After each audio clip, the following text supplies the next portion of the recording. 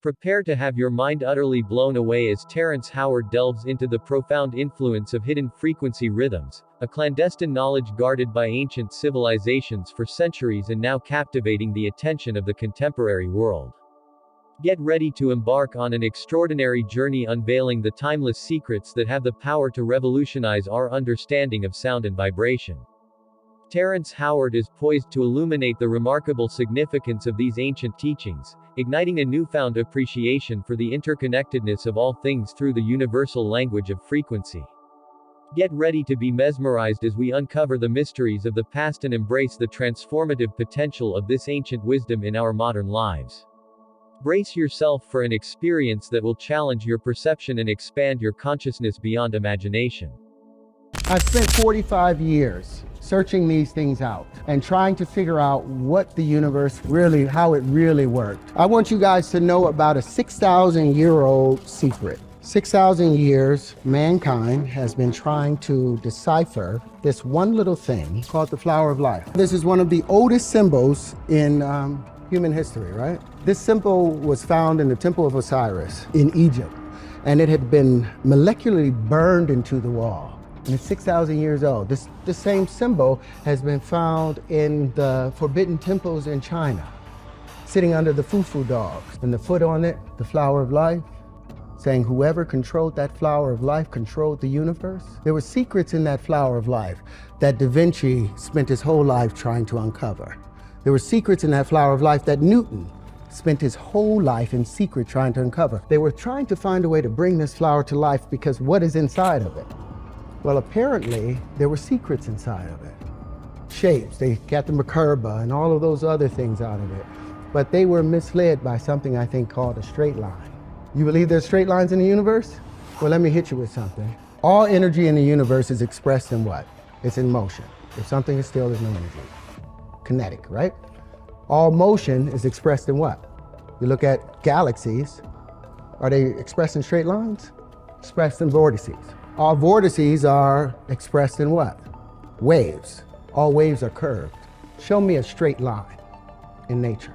You show me where the platonic solids come from. Where do they have their foundations in our universe?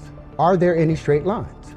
If you look at anything, there are no straight lines. That's been the mistake. We've been looking at these straight lines, this Euclidean way of thinking, and missing the curvature of nature. So here we are, back with the curvature of nature. And you have all these little pieces. Now, this has always been an information system. Compare some of these points, take a point here, and say, well, what's the space in between all of these things? Now, they've said that all the in-between spaces, if this is the Earth and this is the moon right here, all this in-between space is filled with what? A void. There's nothing in the void. Well, I found that there is something in the void.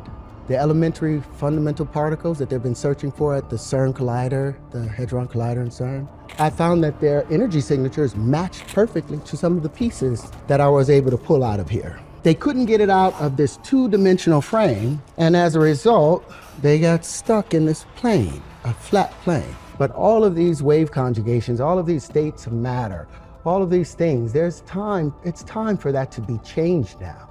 We have changed all of our buildings to be aerodynamic. Our airplanes are no longer based on a two-dimensional Euclidean way of life, but our math is still based on a two-dimensional way. And I think in order for us to reach the future, we have to examine that. Do you guys know about loops in math? Do you believe in loops? Do you know the square root of 2? Do you think that's a loop? Do you believe that the square root of 2 is the square root of 2? I want y'all to take out your phone for a minute then. We're gonna do one thing. Put it on the calculator and turn it to the side so you can get all the long numbers out of it. Now I want you to put in 2 and square root it. 2, hit the square root, you'll get 1.414213562373095 ... right? Now I want you guys to do me a favor, cube it. It'll see right over there, it'll be x to the 3. It'll see 2.828427121746190. Now that makes sense. I want you guys to do me a favor, divide it by 2, got that number? Cube it again, divide it by 2, cube it again, and I want you to do that until the end of your lives. And that number will still come up with 2.828427121746190. Any other number that you, above 2, that you put in and you cube and you square, cube and divide by 2. By the 6th operation, it has moved into an exponential number that you can't even imagine. Any number below 2 that you do that same operation with, it will go into an exponentially small matter and number. This is what we call a loop. It is illogical, it doesn't make sense, and it does not make math make sense.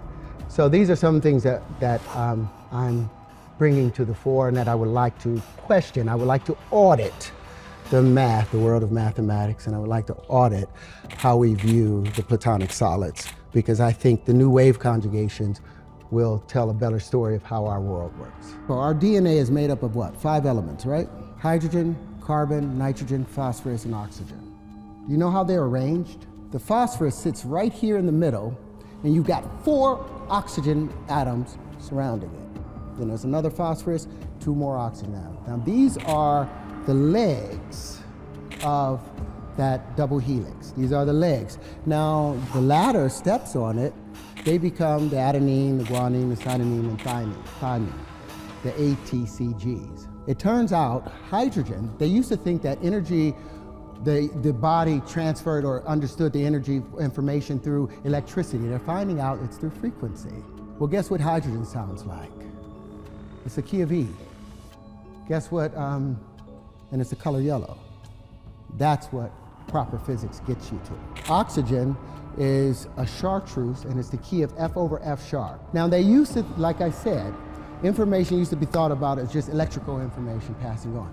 But I've got a question for you. Have you ever been at a party with some of your friends you ain't seen in 10 years, but y'all was like 14, you hung out and there's a song that came on and you was like, ah, and everybody got up and was live at that moment. Now say 10 years later you got a friend with you, he's a good guy, but he wasn't there when me and my boys formed this. So when that song comes on, our DNA tightens.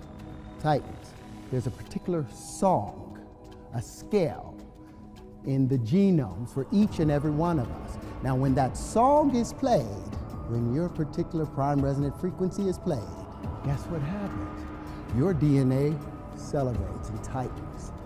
Everything else gets pushed out. Harmonic wave resequencing. The carbon is also the key of E in yellow. The nitrogen is G, and all these play a song. So say that the F over F sharps of the oxygen, the green, is only hitting at an F. Why? Because there's another frequency coming in from a generator over there. That's changing and causing it to change. And when the F hits the carbon, instead of hitting as an F sharp, it hits as an F, so when it hits the carbon at an E, it doesn't hit it quite right, so the domino don't file right. So the next domino hits wrong. And so now we have malformation happening within our DNA because the frequencies are being pushed off. But when we hear our tone, we tighten back up. But I wanted you guys to understand how that works. It's so simple. You do not need to tear the human body apart when all you can do is use frequency to bring it back to its normal space. Terrence Howard delivers an enthralling speech about the flower of life, transporting us into a realm of ancient mysteries while prompting a profound reassessment of geometric comprehension. His claims, grounded in more than mere speculation, resonate across historical, scientific, and philosophical realms. Exploring the 6,000-year-old secret of the flower of life unveils a journey interwoven with the pursuits of towering intellects such as Da Vinci, Newton, and Pythagoras, alongside contemporary geometric reinterpretations. The flower of life, an intricate symbol comprising numerous evenly spaced overlapping circles, transcends mere aesthetics. It serves as a gateway into humanity's ancient comprehension of the cosmos. Its presence in Egypt's Temple of Osiris and concealed sanctuaries guarded by stone lions in China signifies a universal veneration. This symbol, believed to encapsulate the fundamental forms of space and time, visually articulates the interconnectedness of all living beings, suggesting an underlying cosmic unity. Terrence Howard really admires the symbol. He's not the only one though. Throughout history, great thinkers have been fascinated by it too. Leonardo da Vinci, a genius of the Renaissance, studied the flower of life extensively. His drawings show how intrigued he was by its perfect shapes and its potential to unlock the secrets of everything. Sir Isaac Newton, in his quest to figure out gravity and how the universe works, looked into ancient symbols like the flower of life. Some even think that Newton's big discovery about gravity was just one part of his bigger mission to understand ancient symbols and their cosmic meanings. Pythagoras, the ancient Greek math whiz, also explored these mystical ideas. He used geometry to understand how music works and the structure of the whole universe. Howard brilliantly emphasizes the limits faced by great thinkers, despite their genius, trapped in two-dimensional views. They struggled to fully grasp the symbol's depth, unable to transcend its flat representation. Howard's critique of traditional Euclidean geometry unveils a new path to understanding. Euclidean geometry, fundamental to much of our math and science, focuses on flat planes. However, Howard argues that the universe isn't flat but a symphony of curves, waves, and multi-dimensional shapes. The flower of life becomes a key to understanding nature's curvature. When we observe galaxy spirals or the intricate nautilus shell patterns, we see not lines but curves. This realization holds profound implications, suggesting the universe operates beyond flatness, possibly hinted at by ancient symbols like the flower of life. Howard's speech delves into the intricate complexities of our universe, echoing the latest scientific discoveries. The concept of curved spacetime, a cornerstone in Einstein's theory of relativity, resonates deeply with ancient wisdom. It's not just a theoretical concept. We can actually observe the bending of space and time around massive celestial bodies like stars and galaxies through gravitational lensing, where light warps around these objects. Moreover, Howard draws parallels between his insights and the realm of quantum physics. In the quantum world, elementary particles exist in a realm of probabilities rather than fixed positions, mirroring the idea of a universe beyond straightforward paths. Howard's theory about uncovering something within the void becomes especially captivating.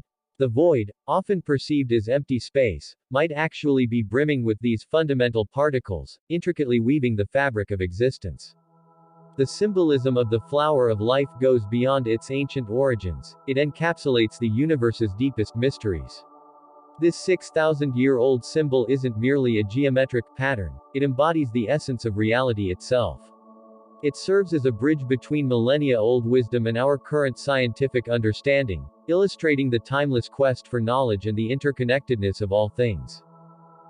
Expanding upon Terrence Howard's insightful observations about energy and movement, we embark on a journey to uncover the universe's hidden language.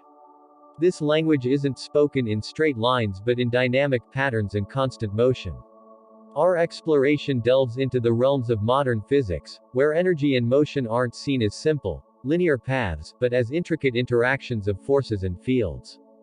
At the core of our investigation lies the fundamental principle that all energy in the universe is always in motion. This motion reveals itself in swirling vortices, waves, and spirals rather than in straightforward lines. Modern physics, with its study of galaxies and celestial bodies, supports this perspective. Galaxies don't arrange themselves in straight lines but in swirling spirals and elliptical orbits, a pattern echoed in the structure of DNA and the spiraling arms of hurricanes. Howard's viewpoint strongly resonates with this understanding, proposing a universal pattern of motion and energy that is curved and cyclical.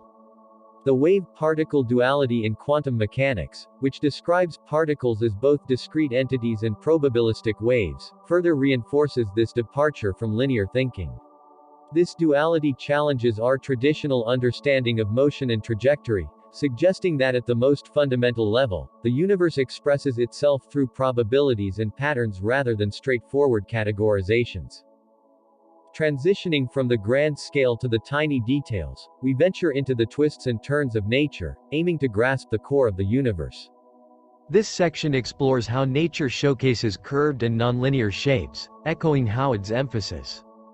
From the majestic flow of rivers to the delicate curls of ferns, nature brims with curves and spirals. These patterns aren't random. They follow mathematical rules like fractal geometry and the Fibonacci sequence.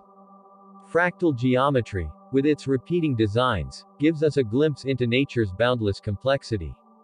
We see fractals in tree branches, snowflake structures, and the rugged outlines of mountains. The Fibonacci sequence, another mathematical motif, appears in sunflower seed arrangements, snail shells, and human body proportions. These patterns unveil a hidden harmony in nature, surpassing the rigid lines of traditional geometry. Howard's view on the absence of straight lines in nature aligns with these insights. By acknowledging the curved and repeating patterns governing the natural world, we gain a deeper understanding of the universe's essence. These patterns aren't mere chance, they mirror fundamental principles dictating the growth, structure, and motion of everything in existence. As we continue our journey into this exploration, we are about to come across a concept that shakes up what we already know about math and how it works in the real world. Terrence Howard, in his enlightening speech, introduces us to a fascinating idea within this hidden structure, the concept of mathematical loops. This interesting notion, demonstrated by how the square root of 2 behaves when repeated, shows us something unexpected and kind of confusing about how math operates. Terrence Howard's speech takes a fascinating turn when he delves into the concept of mathematical loops, challenging our usual understanding of math and its connection to the real world. He uses the example of the square root of 2 to grab our attention and make us rethink the basic principles of math that we often just accept. Howard isn't just suggesting we take a peek at the math, he's inviting us on an adventure to discover and rethink the very core of what we know about math. In his example, Howard shows us a mind-boggling loop with the square root of 2. By repeatedly cubing and dividing the result by 2, we end up with a constant value. This phenomenon goes against what we expect from math, where we usually see change or progress, not a loop. This loop isn't just an interesting number trick, it hints at a deeper, maybe even fundamental, aspect of how math works that we might have missed in traditional math. Howard's exploration into these loops hints at a bigger idea, that maybe our grasp of math and its link to the real world is limited or even wrong. He suggests that just like we've adapted our designs for buildings and airplanes to be more aerodynamic, it might be time to evolve our math too. This evolution would mean accepting ideas that might seem strange, like these mathematical loops, and blending them into our understanding of the universe.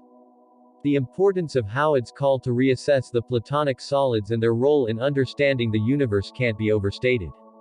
These solids, like the tetrahedron, cube, octahedron, dodecahedron, and icosahedron, have been big players in classical geometry and philosophy, standing for elements like fire, earth, air, water, and the cosmos. But Howard suggests there might be more to these shapes, especially when we look at them through the lens of wave conjugations and mathematical loops. This idea lines up with the emerging field of quantum geometry, where the old rules of geometry start to give way to a more dynamic and complex understanding of shapes and structures at the quantum level. In this world, particles and forces don't follow straight lines and flat planes like we'd expect. Instead, they do things that make more sense when you think about concepts like Howard's mathematical loops, where values circle back on themselves in ways that don't fit our usual understanding. Howard's challenge to the world of math isn't just a math problem, it's a big idea that spans philosophy and science. It's about asking if the basic principles we've built our understanding of reality on are really solid. By poking at the validity and completeness of how we do math now, Howard is pushing for a change in perspective. He's saying we need to look deeper if we want to really understand the universe. In short, Terrence Howard's speech is a starting point for a much bigger conversation about what reality is, how math fits into it, and how we see the universe. His thoughts on mathematical loops and the square root of 2 aren't just neat tricks, they're a way to explore the universe beyond what we thought possible. As we keep digging into these ideas, we might find that the answers to some of the universe's biggest mysteries aren't in the old, straight lines and flat planes, but in the loops, curves, and multi-dimensional spaces of a new understanding of math. As we wrap up this amazing journey, it's clear that Terrence Howard might truly be a brilliant mind in his own way. His ideas have made us see things we never thought of before, making us think harder and see beyond what's obvious. Seeing him in this new way, as someone who thinks ahead of his time, gives me hope. It suggests that humans, with their endless curiosity and ability to understand, are about to make groundbreaking discoveries. Terrence's passion and intelligence remind us that each of us has the potential to uncover the universe's secrets, pushing the limits of what we think is possible. So, let's keep the flame of inspiration alive, fueled by the promise of what humanity can accomplish.